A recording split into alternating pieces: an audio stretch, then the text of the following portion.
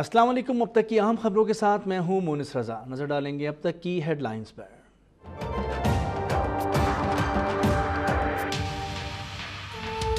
Opposition जमातें वज़ीर-ए-आज़म से इस्तीफे के मुतालबे पर मुनक़सिम। गुलाम अहमद बलोर और आफ्ताब शेरपाव ने मुखालफत कर दी। Peoples party, PTI, Jamaat Islami और दीगर जमातें मुत्तफ़िक़। खुर्शीद शाह कहते हैं निज़ाम चलना चाहिए, असम्बली नहीं टूटनी चाहिए।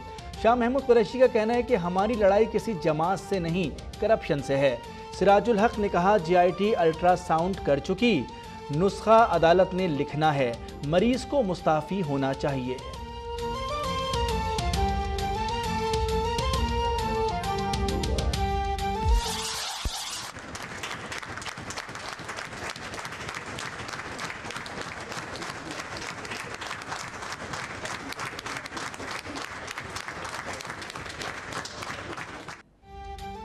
मुस्लिम लीग नून की पार्लिमानी पार्टी का इजलास, वज़ीर-ए-आज़म इस्तीफा नहीं देंगे, शुरा का अटल फैसला।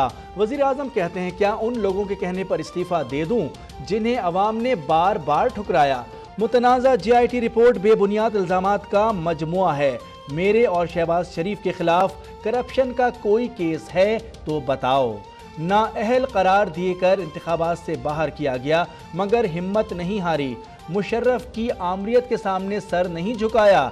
जान हथेली पर रखकर अदलिया की बहाली के लिए लॉन्ग मार्च किया।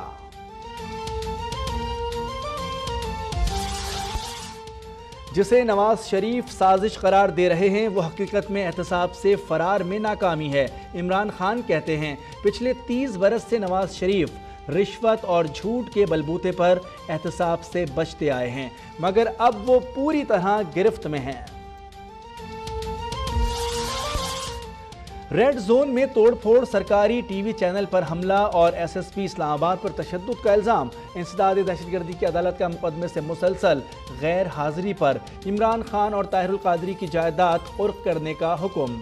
दोनों इश्तिहारी मुल्ज़िमान की जायदादों की कुर्की के लिए मुताल्लिका थानों और रेवेन्यू डिपार्टमेंट को नोटिस जारी।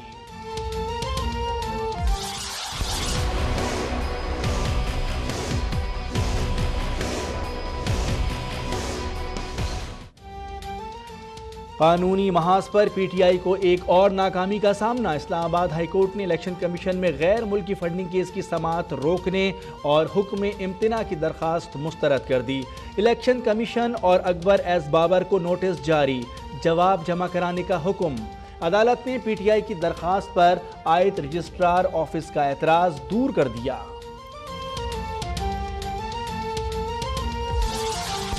सुप्रीम कोर्ट बार की साबका सदर आसमा जहांगीर कहती हैं GIT रिपोर्ट और तफ्तीश अदालत में चैलेंज हो सकती है। रिपोर्ट में बड़ी पेचीदगियां और कानूनी मामलात हैं। रिपोर्ट सुप्रीम कोर्ट देखेगी, कोई दूसरा उस पर फैसला नहीं कर सकता। एक पार्टी हाथ खोलकर नोचे और दूसरी हाथ बांधकर काम करे, ये मुमकिन नहीं। गवर्नर सिंध का नैब कवानीन की मनसूखी और निजी बिजली घरों को सब्सिडी फराहम करने के बिलों पर दस्तखत से इनकार। कहते हैं सूबाई असम्बली को वफाकी कवानीन गैर मौसर करने का इख्तियार नहीं। सूबाई वजीर कानून का कहना है गवर्नर के पैगाम और बिल का फैसला ऐवान में किया जाएगा।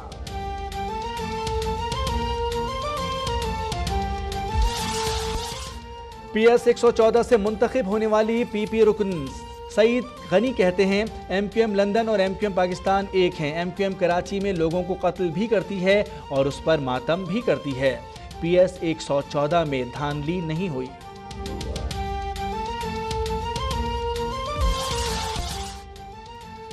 केमाड़ी गुलशन सिकंदराबाद में 2 कमसिन भाई नाले में डूबकर जाँ बहक हो गए।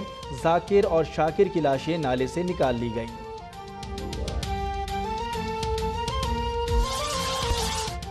मुल्तान की तहसील चौक पर करियाना स्टोर में डकैती की वारदात, डाकू लाखों रुपए लूटकर बासानी फरार। अब तक ने CCTV फुटेज हासिल कर ली। शनाख्त होने के बावजूद पुलिस मुल्जिमान को गिरफ्तार करने में नाकाम। थर में वक्फे से बारिश, लोगों के चेहरे खिल उठे, मोर भी नाचने लगे। तवील अरसे बाद खेती बाड़ी भी शुरू हो गई।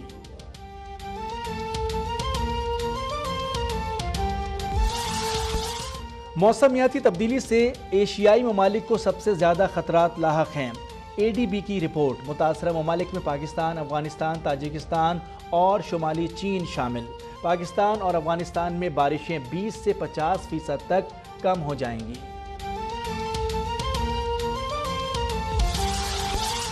काबिज इसराइली फौज की मस्जिद अक्सा के अंदर फायरिंग, 3 फलस्तीनी नौजवान शहीद। नमाज जुमा के इज्तिमा पर भी पाबंदी आयद कर दी गई।